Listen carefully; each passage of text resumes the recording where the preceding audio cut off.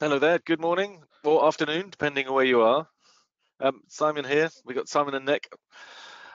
We're just kicking off things. Good morning, just to make sure technically it's all working. So I'll do the official intros in a second. Welcome back. There's a number of you who have been on some of these previous ones. Hello, welcome. You know the drill now. So, yes.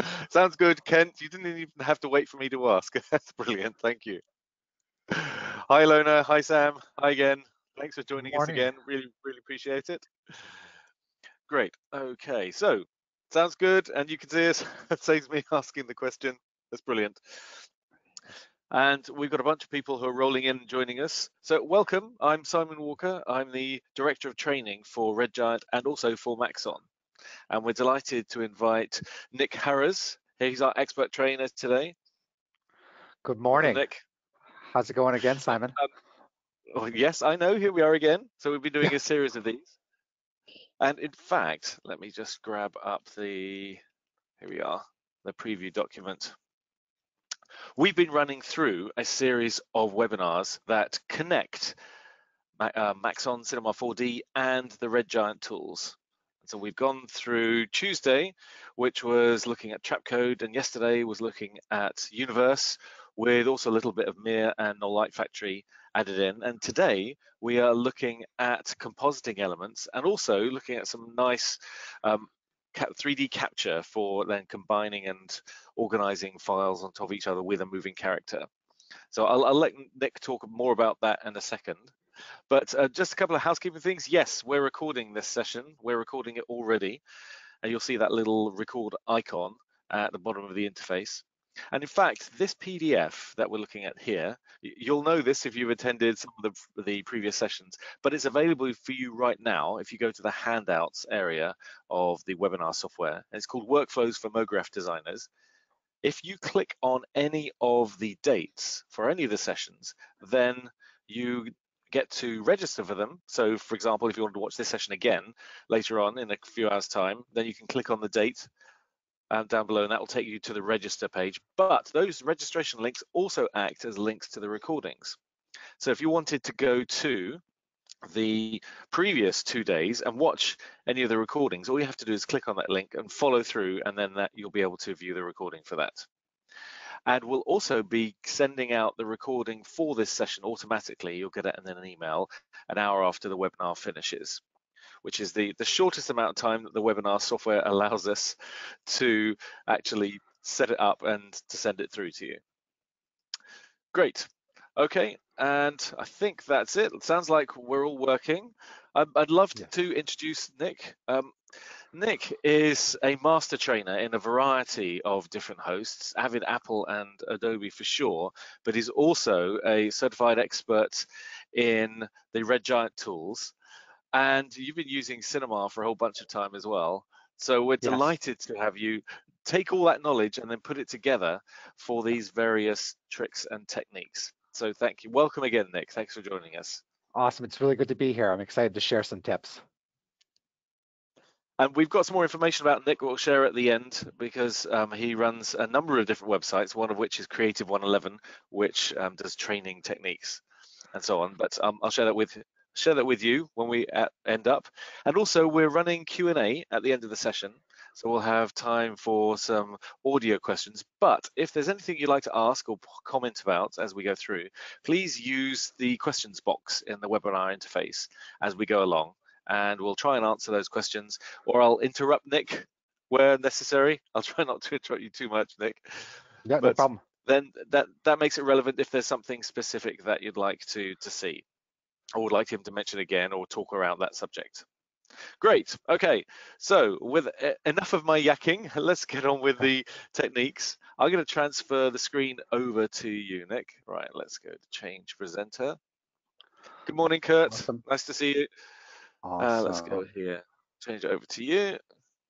You should get that button any second now. Yeah, just waiting for that button to pop up, and I don't quite see it just yet. Here we go. Show my screen. It just popped up. There's a little web page flashing that everyone should see, but let me just go into Cinema 4D because that's where we want to start. Everyone sees a blank Cinema 4D canvas over there? anyone Yes, answer please just questions? a little ping in the questions thing, see if it's working. Yes, thanks, Sam. Great. Awesome, thanks. Always good to do it. Check on these things. Thanks, Edwin, Michael. Thanks, Sasha. Excellent. Okay, over to you, Nick. I'll turn off my webcam for a bit. Thanks, Christine. Great. And I'll try not to interrupt you too much. No problem, Simon. And I might just do a check-in kind of halfway just to make sure everyone still hears me, just for my own comfort rather than yours.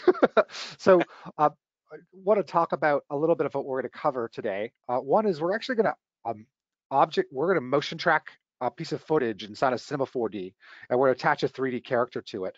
And then we're going to do some final compositing. It's not completely done here, but we're going to do some final compositing in After Effects using one of the VFX Suite plugins, an effect called Super Comp, which is fantastic for us to help us integrate this character that's already motion tracked to the scene right now a little bit better inside of After Effects. And along the way, we're going to talk about a few different ways of getting a rigged character into a scene in Cinema 4D.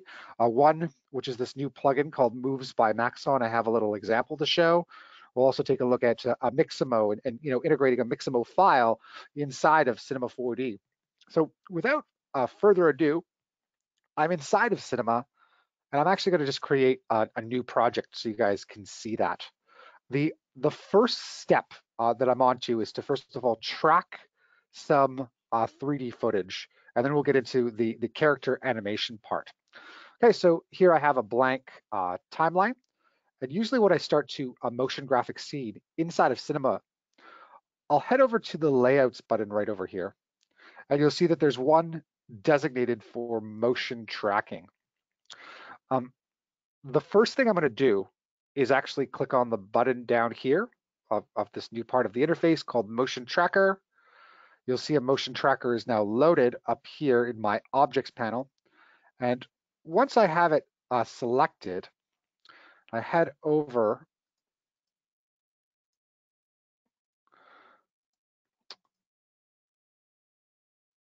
bear with me. Let me jump back to the standard layout.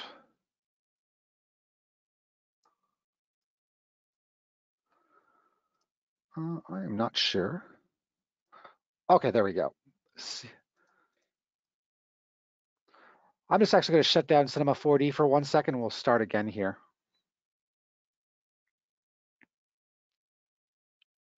So the idea here is after I've added the motion tracker, is I want to add a piece of footage into that tracker. So let me head back here, head back to the motion tracking menu, click on motion tracker. There we go.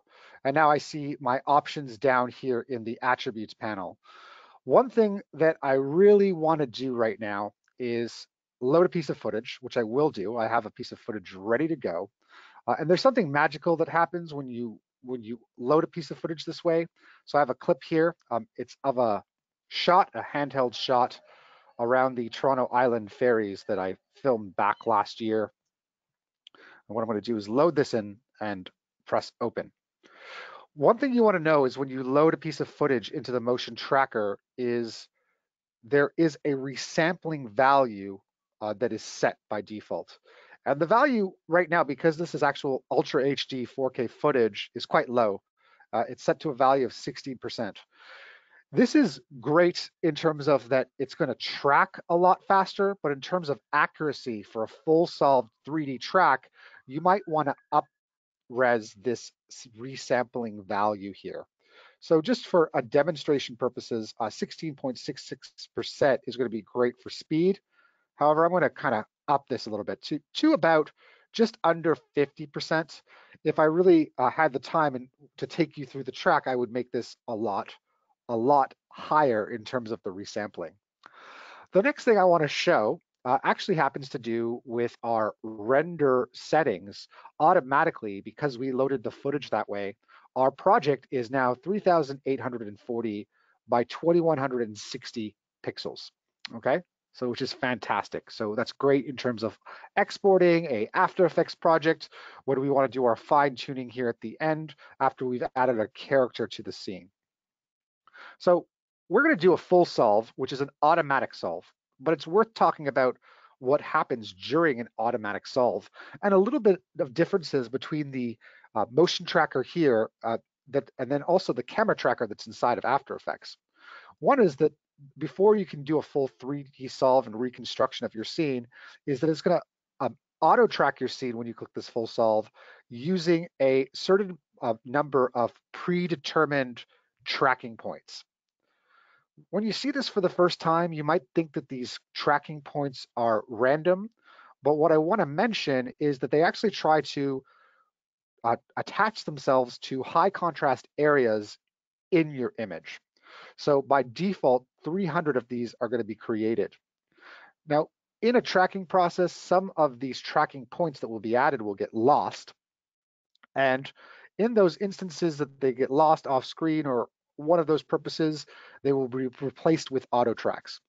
But knowing these settings and kind of how they're set is a good vantage point because you can add additional number of tracks inside your scene.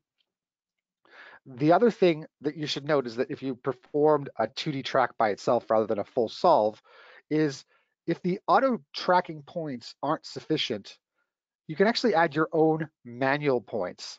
And this is the power of the 3D kind of camera tracker solve inside of Cinema 4D versus After Effects, is that you can't add manual points to your camera tracked scene in After Effects. It's kind of like a take it or leave it scenario. You can delete points to help the solve, but you can't add additional points. You'd have to go through a traditional tracking method. The other advantage to kind of doing this in Cinema 4D is the fact that now we can actually easily have all our nulls created, not to have a dual workflow and add 3D characters or objects to the scene.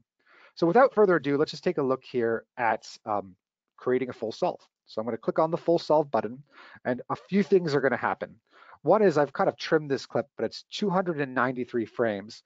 And if I were to draw your attention to the lower left-hand portion of the screen, I want you to see that it's actually loading the footage at first to cache, okay? So it's loading it first, and after this, it's gonna go through the actual solve. How long it takes, keeping in mind that this is 4K footage, is about a minute, but it's worthwhile seeing the actual process. The other thing is, if I wanted the solve to be a little bit less, I could, of course, brought down the sampling of the actual footage itself in terms of the resampling option that you saw there, but it would be a way less accurate solve. So now that it's loaded, you can actually see that it's processing the frames there in the scene. And slowly, we're going to see some actual data added to the motion tracker. So right now, you can see here a camera underneath it, a solved camera. This is the reconstruction of this scene through the camera's eyes. And one really important tag, as it still goes through the process, is this protection tag. So if I decide to sort of move the camera, it's going to protect it from, me accidentally adding additional keyframes to it. Okay, so once we have this solved, we're going to try to help this camera solve out a little bit by adding a few things to help it orient in this 3D space.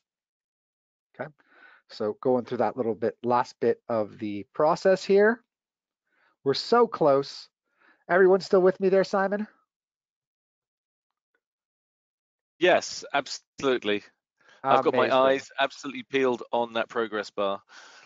Yes, so yeah, it's got there. You got the little progress bar. This is a great time to grab a coffee, especially where you are in terms of time, Simon. Actually, you know what? Scratch that because you can see here when I'm scrubbing my playhead, we can now start to see the tracking points from the 2D solve. Now, I also want you to see that this is your initial track. These are the initial tracking points. It's actually also running in the background here a 3D solver. And that 3D solver is the reconstruction of your scene.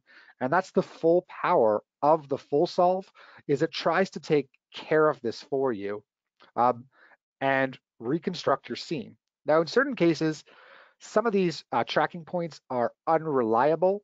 And in fact, I just want to sort of show you this through different views, but it's going to be best to show more after it's solved. There it is. Do you guys see how there are two different types of colors here with the tracking points? So green ones are kind of closer to the camera, and in some cases seen as more accurate by the motion tracker, while red ones you can see are further in the distance, and in some cases less accurate. You can see some of the ones in the foreground too will actually disappear in the scene. So this is something to keep in mind as we go and we look at this new or 3D solved scene through a number of different views. So I'm going to go back here to my main view, and I want to do one thing to sort of help myself get oriented in this new motion tracked scene. So I'm going to head up and select the motion tracker. And because I've chosen this tracking workspace, I've got an option here, a few different options to basically create constraints. One of those constraints that I want to do right away is create a planar constraint, okay? This is going to help us kind of identify a plane here in our camera track, a surface that's flat. In After Effects, when I do this with the 3D camera tracker, I call it playing the triangle game. So what usually happens is by default with your default selection tool is it will select a triangle worth of points to create perspective. Here in Cinema 4D, I'll kind of go through my scene to see these various tracking points. Keep in mind, some of them are unreliable, but I'll click, and click 3 of these points to try to identify a plane. So you'll see there a little triangle. And then once you are satisfied with, let's say, a plane that you've created, you can double check the points that are showing. Ideally, what you want to see is green. Think of green as go and a pretty accurate point. If you see red, the tracker is not so convinced that that's a great tracking point. So with these points, I can actually create a plane. You'll see a plane here just above the motion tracker there in my objects panel.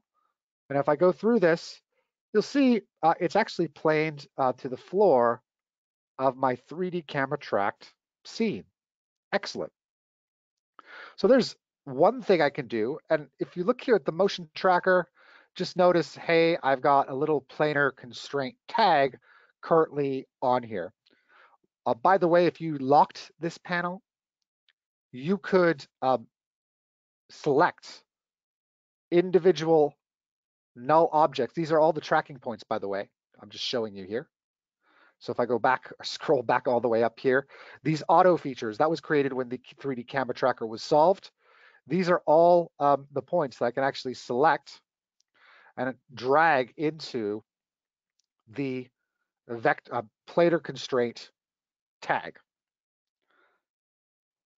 So the other thing I could do here to sort of help this camera track scene, so if I go back up to the motion tracker, is go over here and select what's called a vector constraint.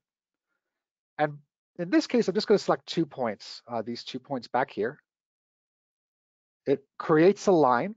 You can see the auto points that are created, and I can identify an axis. In this case, I know this is the depth axis or the Z axis.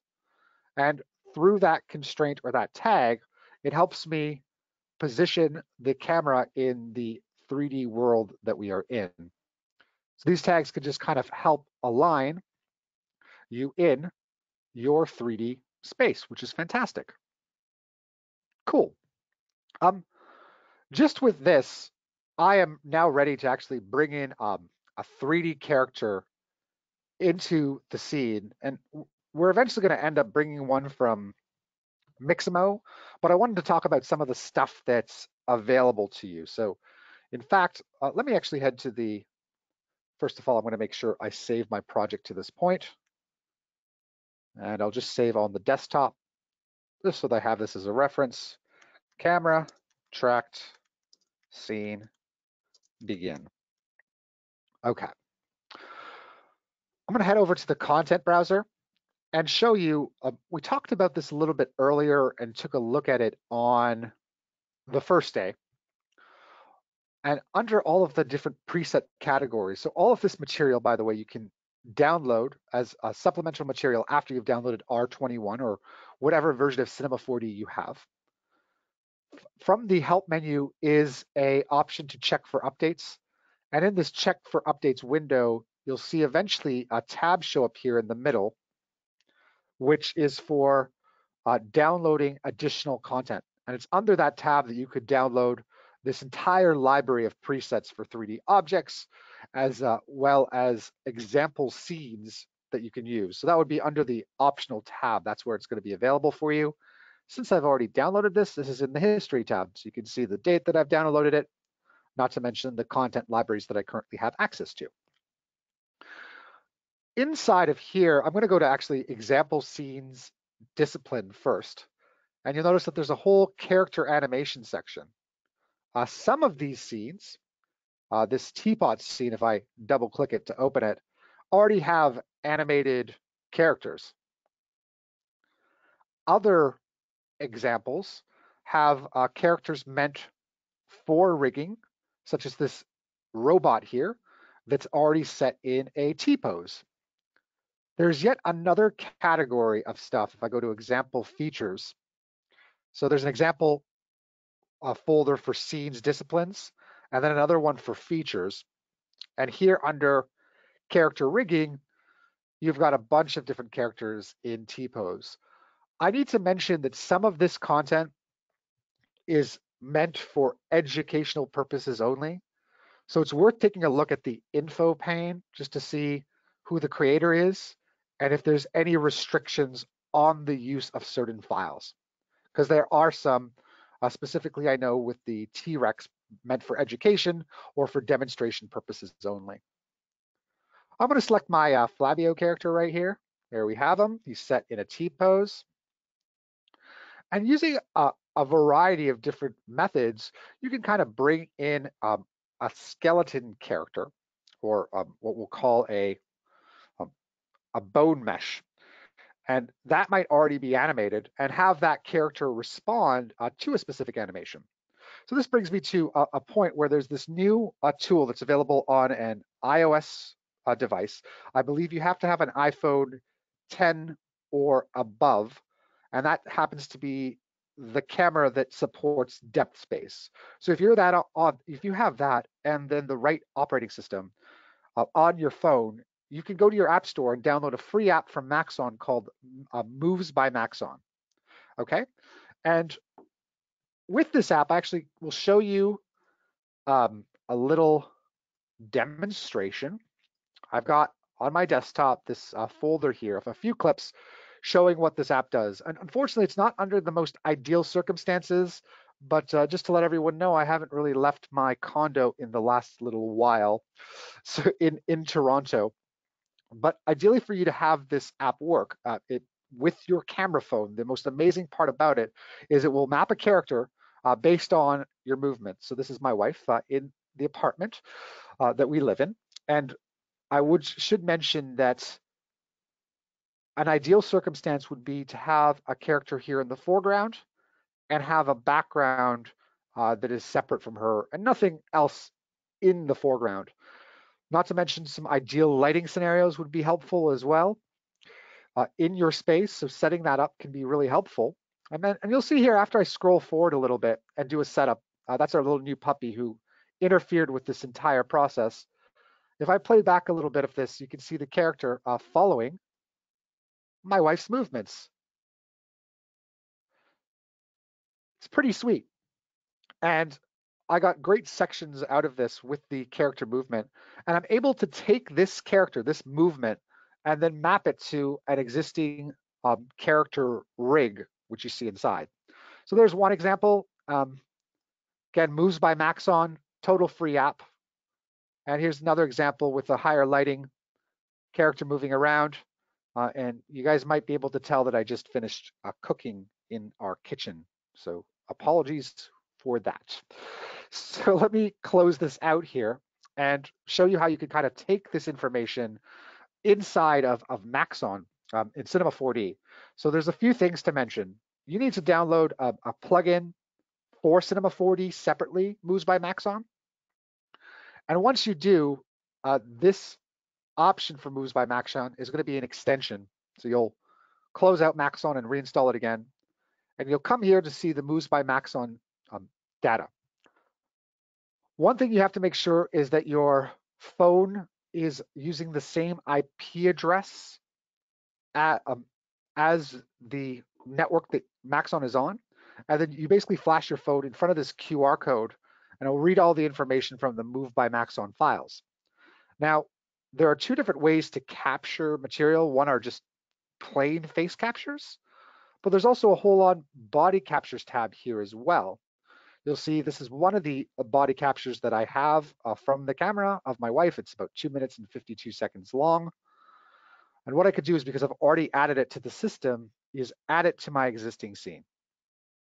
That should have placed a character, and it did. He's a little small compared to Flabio here.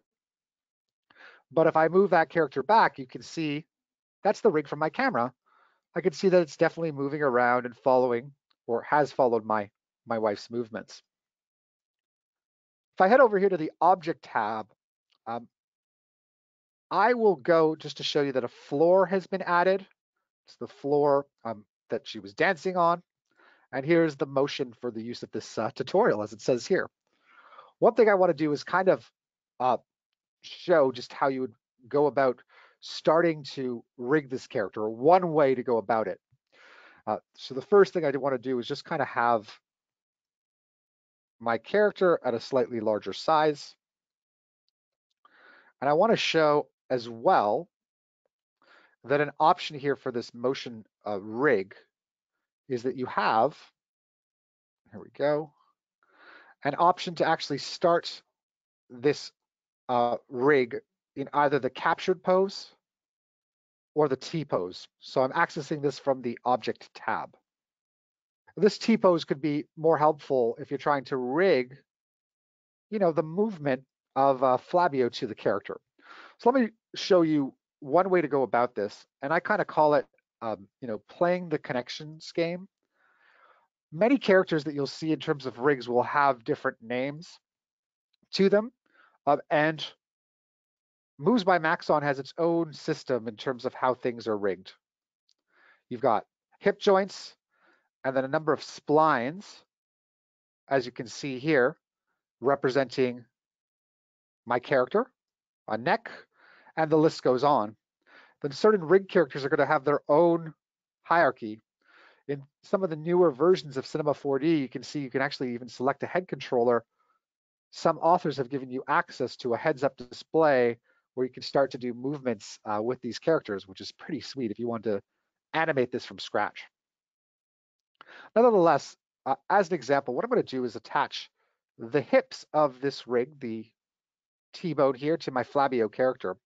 How I'm going to do that is to actually create a tag on the hip controller of Flabio. So let me right-click, and under my tags, rigging tags, I'm going to add this item called the constraint tag. What I need to do under this tag is the following. I'm going to add a position, scale, and rotation constraint, PSR. Click on that, and then head to the new tab that was created.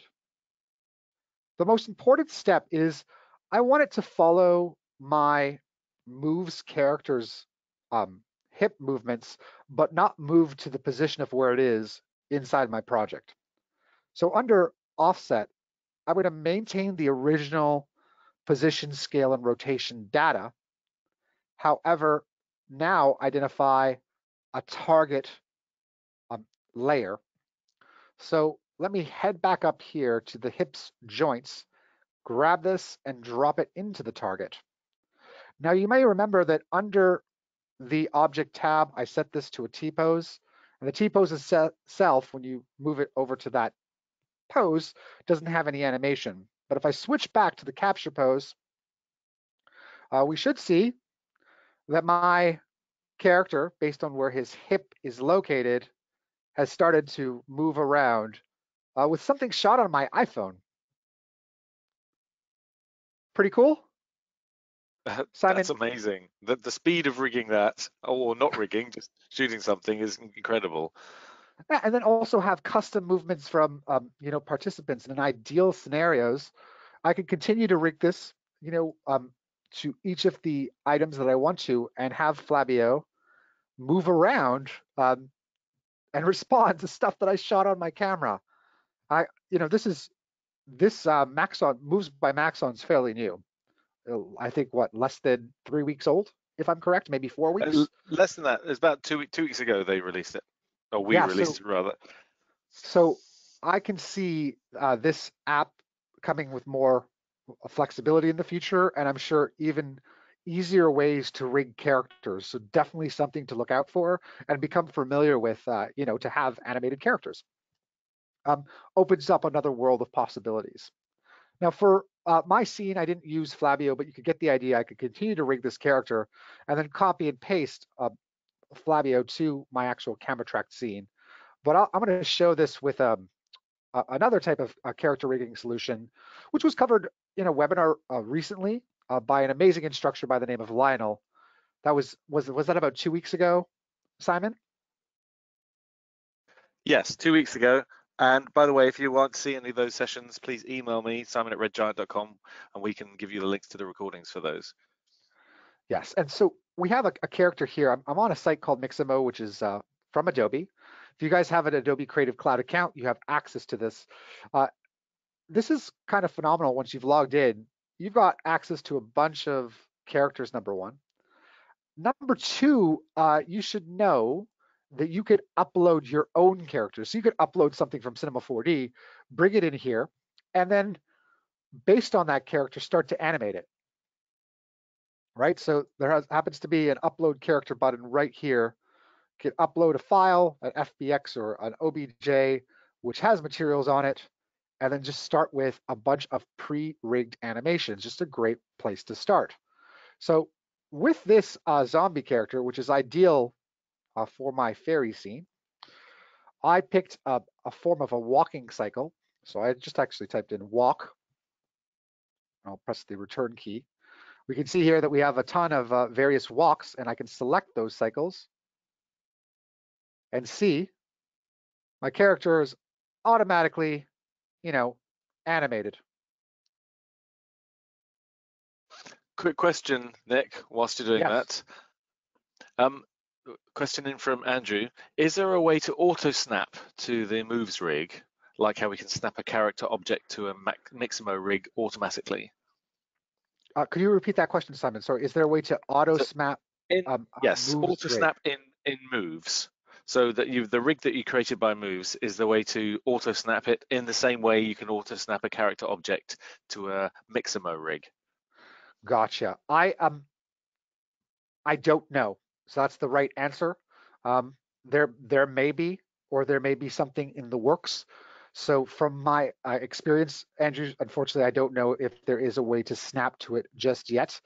But I know that I did find a series of tags available specifically for moves now for kind of a pose morph helper. I haven't had a chance to experiment with it that much yet, but this might be a way to kind of have it snap, like you're saying, to the character. I would say that would probably be the way, and if it's not there yet, it will definitely be there momentarily. So there will be an automatic snap. This is, of course, considering that we have to have a similar naming structure of the joints um, of the Mixamo character to the character that you want to snap to. I'm not sure what Got those it. naming conventions are just yet, but that's the best answer I can give you for right now. And I'm going to make sure to Thank ask you. a few people that I know of this question who are working on it to see if I can post um, a more thorough answer. Okay. That Andrew says that naming is a catch with Mixamo rigs too. Yeah. So and kind of for character animation also with like even flat character animation that you can do inside of Yep. Adobe. So it's all about how those characters are rigged. So here we have Quick side question. Sorry, Nick, I'll no problem. not delay you too much more, but just a quick side question from Sam. Is the moves tracking data detailed enough to track fingers in your experience? I only had a few moments to play around with the finger tracking, so I got my wife to move it around. I don't have that example loaded up, but it did follow it okay. However, I have to say that the area that I tested it in so far, the lighting has not been ideal, nor the environment. So I'm going to try to do another test in the next week with a good lighting scenario when I take my morning walk over to the lake and see if it does some of the fingers, but it's okay. I definitely did pick up on some of the finger movement, but I think I could get a better response from it in a more ideal environment. Got it. Thank you. Okay. Inside of Mixamo, you can see here the walking cycle and your ability to sort of speed it up or slow it down. We could do things in this particular cycle like change the character's arm space. And in some cases, what I find very important is to figure out how long you want this animation to export. So let me just trim this to get the maximum amount of frames available. So saying that I was ready to download this animation, the speed and the stride, I actually already have it downloaded. Once you click on the download button, a FBX file will be sufficient for Cinema 4D to bring that inside. Not to mention, you have some options for keyframe reduction, and you can play around with the speed of your animation, along with having this also without skin. So this is another option without skin. This is going to give you the same type of skeleton that you saw from Moves by Maxon versus with the character here. So since it's already downloaded, let me head back into Cinema 4D, and we'll go back to my previous project. Can you blend those, Nick? You blend the captures that you've got with Moves in a similar way that you can blend Mixamo stuff?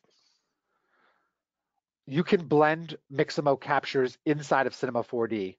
Yes. Is that the question? Am I hearing that right? Absolutely. That's So, yeah, from Andrew, yes. And in fact, you're going to want to do this in your timeline, in the animation timeline. Actually, Simon, when you put up the link, if I remember correctly, Lionel does go through this process of the mixing of the characters or two character positions inside of the timeline. I'll also try to see if I can post it. I don't have that example here because I don't have two poses. But yes, the short answer is you can mix and morph two poses. Great. I've just added that PDF with the links in it to the handout section if you're interested. So just go and download that and just go to the links and you'll see the recordings of those sessions. Okay. Yes. And so, yeah, we've got this camera track scene. And by the way, this is the eye of the camera, you know, this little button. I'm constantly looking through the camera track, already the solved scene.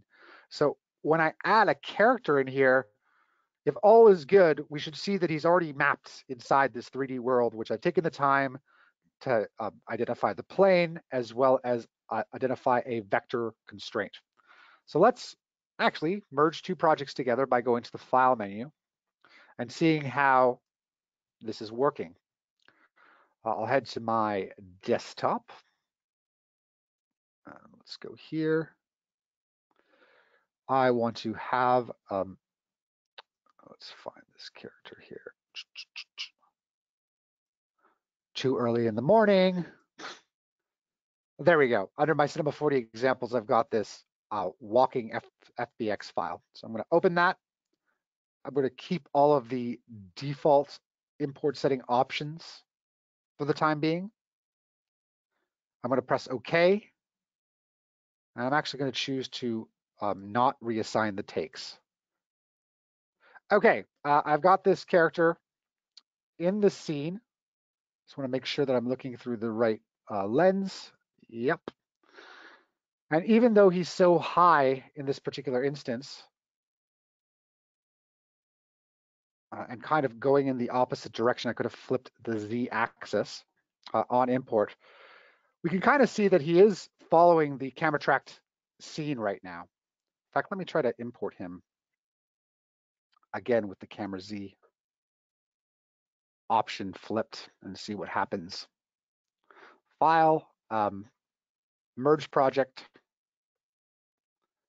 head back here, walking open, and I'm going to make sure that flip Z axis is checked.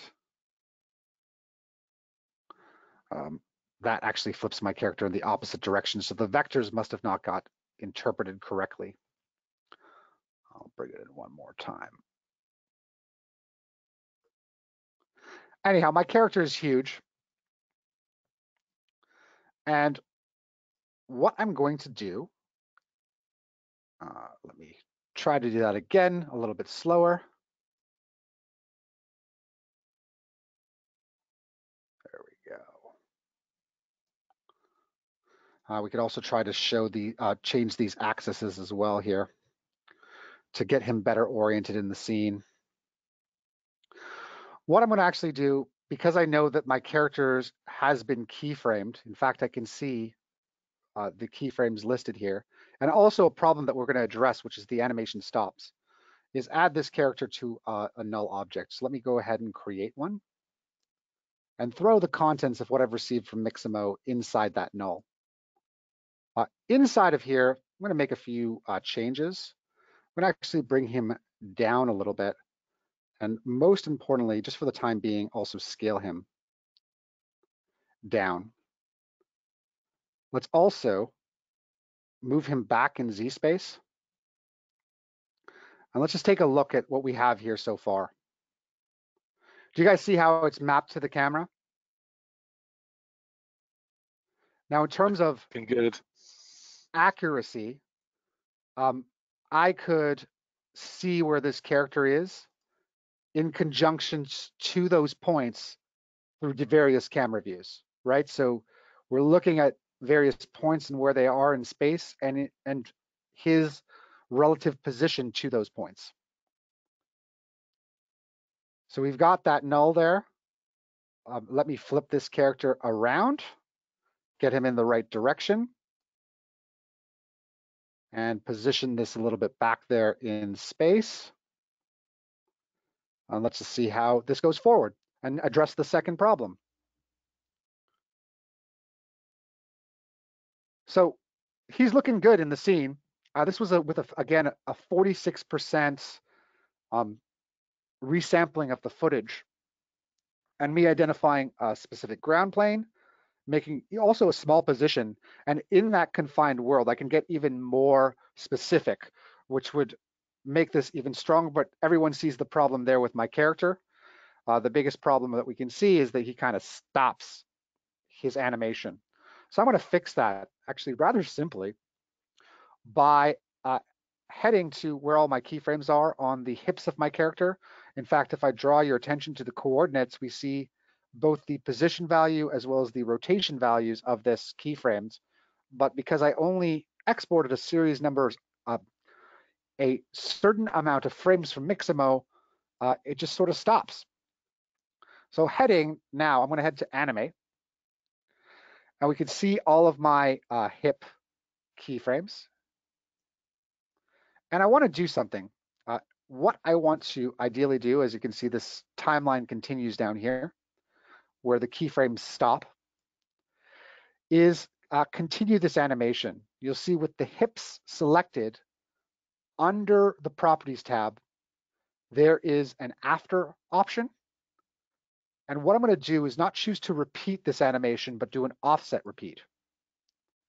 This offset repeat is actually going to continue. I don't know if you guys can see that now. Continue the actual character animation here. So he is now going and continuing to walk, although it's off screen, that animation cycle that you got from, or I got from Mixamo. So we have a good setup. In the other example, with certain objects or materials, we can play around with reflections inside of Cinema 4D, but then also hop inside of After Effects for some fine tuning as well, which is going to bring us to the last part of this. So if you remember, we talked about two different ways of exporting material or importing material inside of After Effects.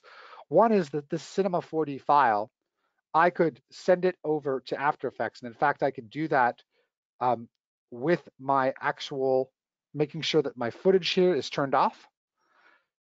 The other is, alternatively, I could export out some sort of baked file, an AEC file, without the actual background footage and just my character, and then add it to the footage in After Effects using that AEC file.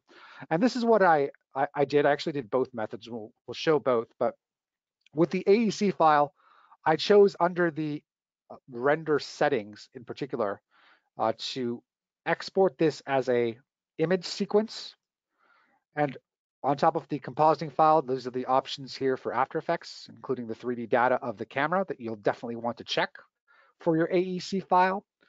The format I actually used was an open EXR. This is great, and as long as alpha channel is selected, you'll make sure to maintain the alpha channel of your character when you bring it inside of After Effects. Since this is already saved and I have this in After Effects, let's head inside of here and sort of see where we roughly left off. But the AEC file, I'll show you. There's my zombie export. I got the EXR file, and I got a composition called Zombie Begin, which I moved to a new comp folder containing my solved camera and the EXR file without the trimmed movie. So the trimmed movie didn't come along, just this character. And since I know that the settings were Ultra HD, here is the trimmed movie coming in as well. So let's ignore some of those flashing frames, but get into what can we do to this character with Red Giant tools inside of After Effects. And what comes to mind is SuperComp. SuperComp is part of the VFX Suite, and it's designated to make VFX compositing much easier, and in my opinion, much more simplistic. One thing that I love about SuperComp is that it kind of has its own panel, but let's add by default these two layers to SuperComp. So I have them selected here inside my composition. And to access it, I'm going to go to the Effect menu, RGVFX, and let's choose SuperComp. We'll see in a second, a side window pops up, my RGVFX SuperComp.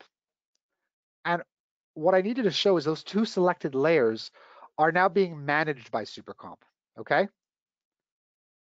Also being managed by it in 32-bit float, no matter your After Effects project settings, that's what it's working in.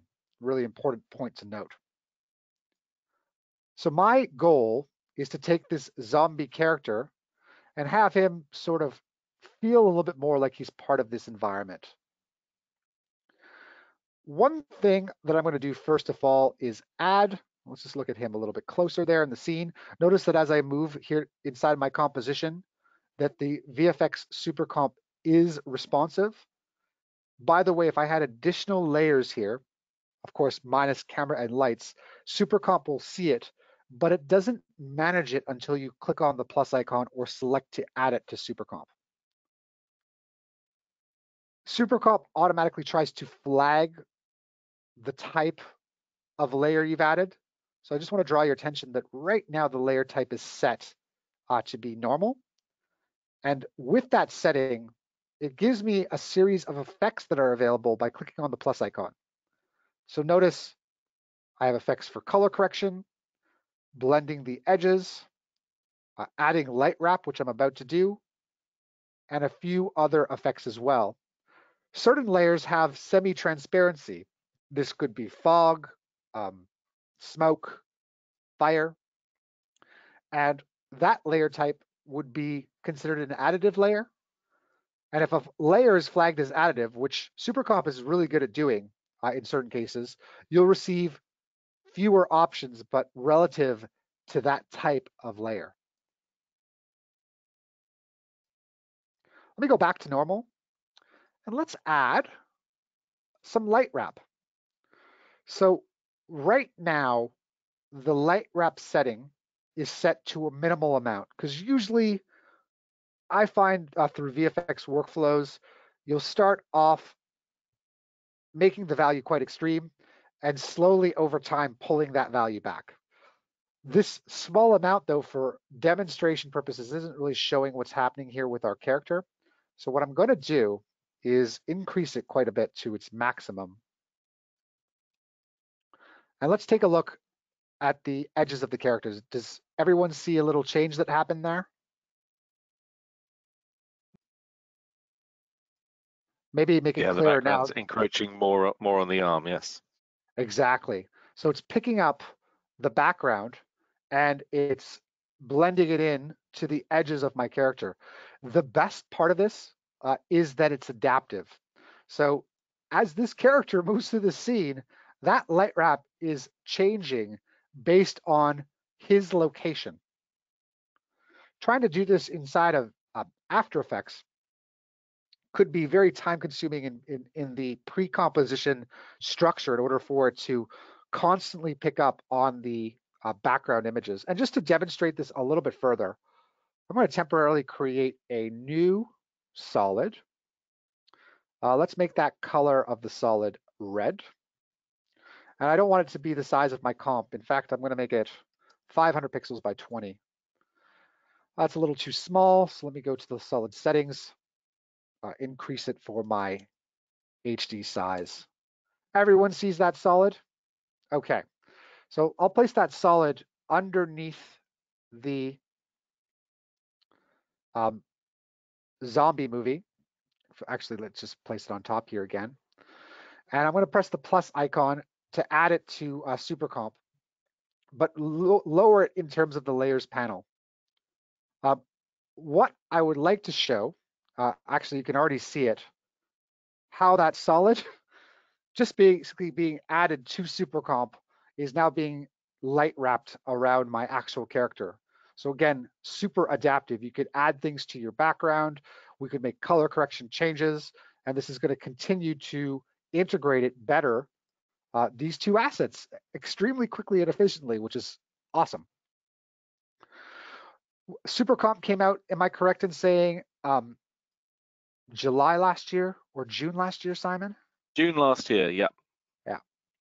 So really cool, something to start with. And of course, Red Giant is always curious about feedback if this is something that you use and how you might want to potentially have other tools or techniques that you can use to help with your own compositing workflows.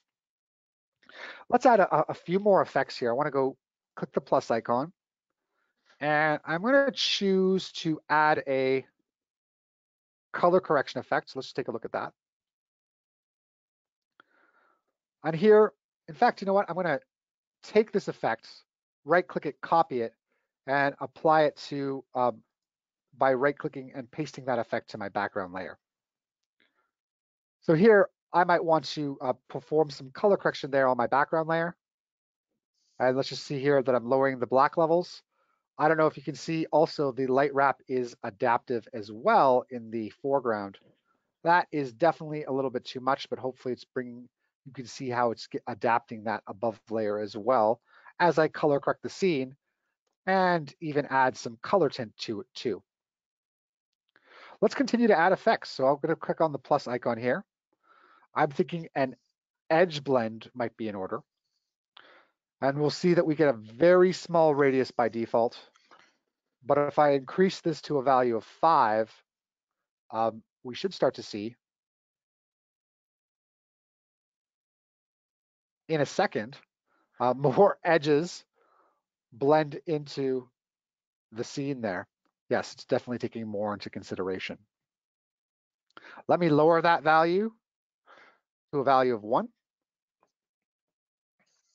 And it's also worth mentioning, one of my favorite effects, might not be ideal for the scene, is optical glow. This is a highly realistic glow. And I should also mention that it's not just available in SuperComp, it's a standalone effect within the VFX Suite. So if you head to the effect menu and go to RGVFX, you'll see optical glow by itself. So I could in turn have added this as an adjustment layer on top of the overall scene, but you'll see that it does, in my opinion, and a lot of people's, a much more realistic fall off in terms of the glow, not to mention control for the various tints. We have an inner tint control, a colorize control, an amount, and the list goes on.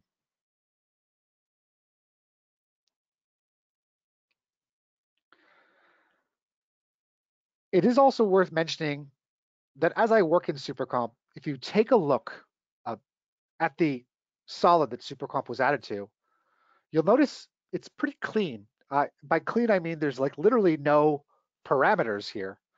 So it sometimes begs the question to ask, okay, well, can you keyframe any of these elements? And the answer is yes. What I love about this is that if you go into SuperComp and you choose a value, let me actually just try to increase the size of this a bit because I want to get over here on the side. As you hover over certain values, there we go, you'll see here that a little stopwatch you should be able to see. Anything with a stopwatch that appears as you hover over a parameter in SuperComp, such as amount, if you click on it, that parameter will get added into your effect controls. You'll actually notice that also at that point of time is where a keyframe was added. And if I now take this value and of course bring it down, we can see a gradual increase in the glow of our character as he approaches the scene here. Speaking of which, going to plus icon, it should be mentioned that there are also a ton of starting presets that you can use as well in SuperComp here. Some of these are absolutely fantastic for semi-transparent to elements of transparency, such as atmospheric effects. And what they do is they add a collection of effects from SuperComp already adjusted for you. So definitely worth checking out something such as a subtle double light wrap and seeing how those presets get applied to your character. I'll just press Command Z to show you that the undo methods work in SuperComp just as well too.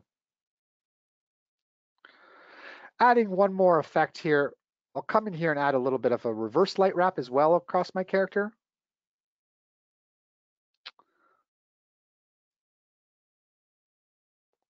And show you, if I wasn't too sure on the optical glow, can of course disable an effect temporarily as you go through your scene. Excellent. One final note, and that is I'm actually going to close down SuperComp and use another effect from the VFX library. We can definitely see that I can tone back on a little bit of the color correction and the light wrap, but hopefully it's bringing the point home and how you can mesh these items together inside of here.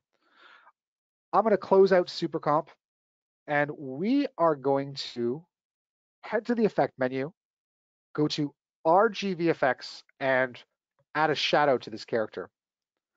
You'll see a little T gets added to the scene, and I would recommend starting to play with this overlay right away. What I'm going to do is grab this first point here, kind of attach it close to the feet of my character, and an end point here. We should be able to see, if done, I have another example here. One positioned correctly on a character, that a shadow appears. Let me up the opacity and see if that helps. If not, I have a final example for you to show anyways.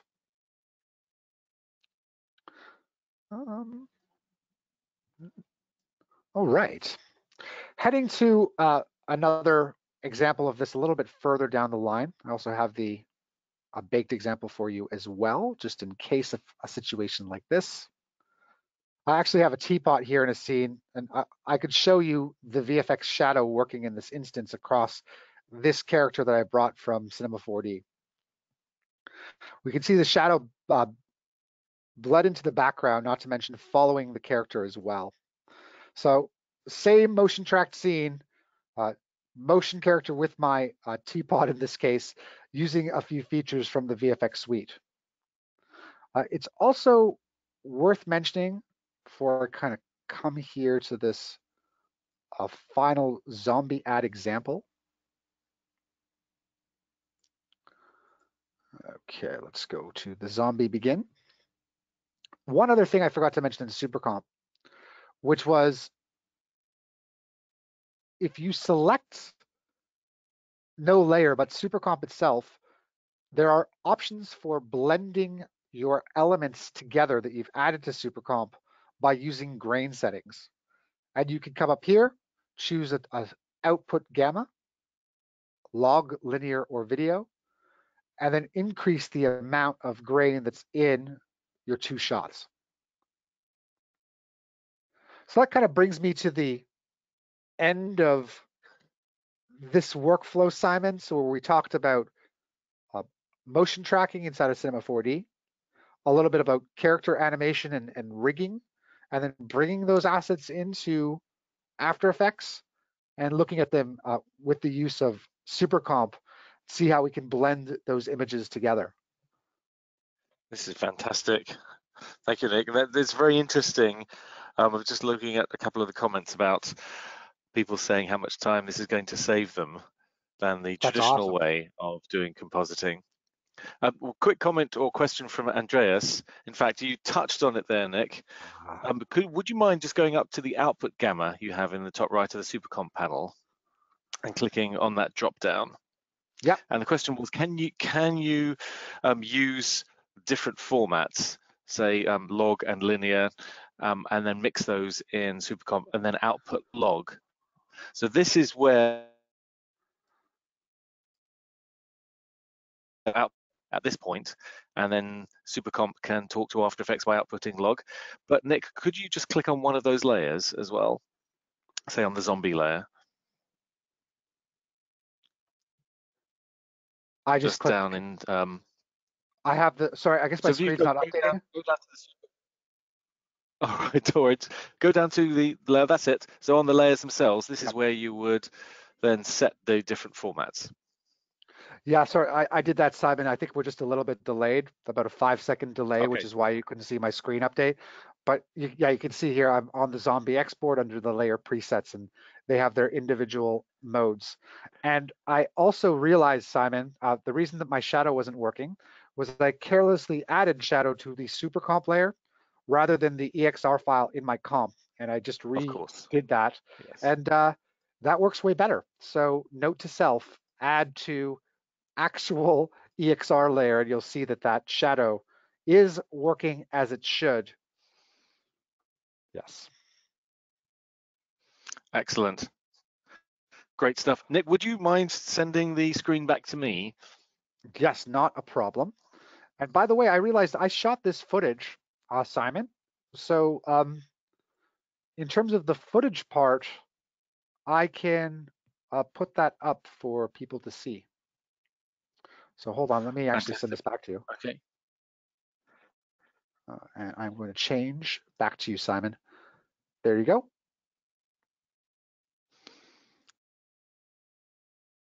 Great. Okay, let's turn on my webcam again.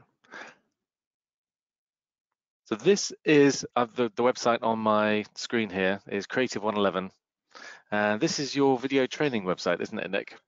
That is, yes, it is, Simon. So I started this with my business partner, Ian Robinson. We do training anywhere from video editing to motion graphics. We have a course that's actually live on the site about Photoshop and After Effects workflows.